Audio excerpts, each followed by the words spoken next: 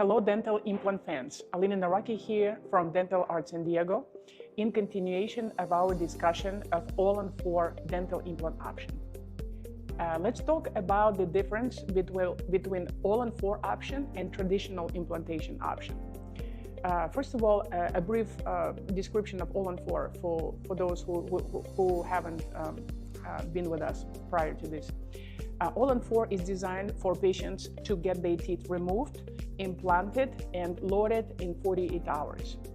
However, with that option also, we need to know that this option was originally designed for people with very little bone. And usually when people lose bone, they lose it in the back areas, and they have a little tiny bit of bone left in the front areas. So to incorporate that little bit of bone that we have available, we have to angulate implants in a different way to get the primary stability for that All-on-4 option, so that we can deliver a final prosthesis properly. However, with the traditional implantation, we don't have to worry about the quality of bone, quantity of bone. We can always modify it and graft it and augment it.